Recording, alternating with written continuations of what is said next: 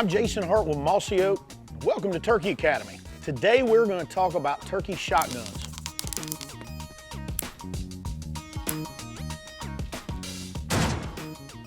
When I first started turkey hunting, the most popular gauges were by far the 12 gauge. And when I started, the 12 gauge 3.5 inch or the Super Magnum 12 gauges were all the rage. And at that time, 10 gauges were still very popular. Over the years, smaller gauges, such as 20 gauges, now even 28 gauges and 410s are surging in popularity, really based on the advances in ammunition. I've hunted every turkey subspecies with every American gauge. That's 410, 28 gauge, 20 gauge, 16 gauge, 12 gauge, and 10 gauge. They can all be extremely effective on turkeys, but a 410 bore, as we call it, is a lot more comfortable to shoot than a big heavy kicking 10 gauge.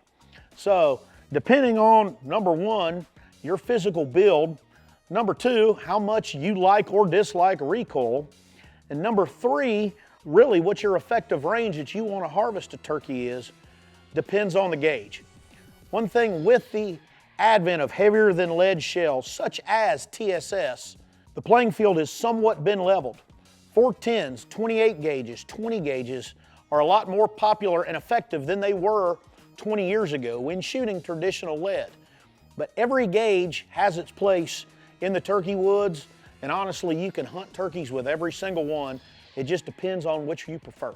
In discussing turkey guns, there's a lot of different options out there. And if you are a novice to the sport/art of turkey hunting, it may be confusing as what type of turkey gun you need. There is no perfect turkey gun, but it's all about personal preference. We've got a lot of different versions of shotguns out there that are available. Pump action shotguns, semi-automatic shotguns, single shot shotguns, double barrel open action shotguns, and even there are some bolt action shotguns on the market. Depending on your age, your preference, and if you want a follow-up shot, or even safety, depends on what you should choose.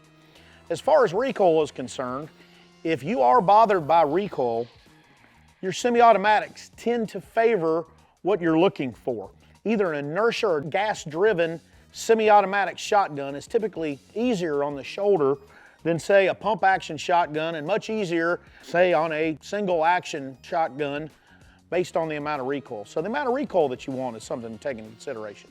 The next thing to consider is what type of shotgun shell do you need to buy, do you need to use, and how do you pick a choke tube for that gun? A lot of things to consider. Number one, every single gun likes a different choke tube, likes a different shotgun shell configuration. There's a lot of different shot to look at. Number one is traditional turkey hunters begin shooting lead. That still works great.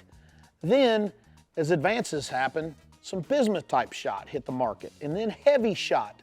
Now, we have tungsten shot, also known as TSS, has become the rage of the turkey world and in turkey hunting. Tungsten super shot is the heaviest density shot material that we can commercially purchase at the moment, which means more shot going down range that still maintains trajectory, maintains better penetration, and in many times more killing power depending on the distance. What TSS does is it makes every turkey gun better, and in my opinion, creates a more effective turkey gun downrange, which in my opinion is more ethical. So now, you've picked your gauge, you've picked your action, you've picked your shot type and your shotgun shell. So now, what's next? You have to think about a choke tube that you want to shoot. Every different brand or style of shotgun may like a different constriction based on how the barrel's built.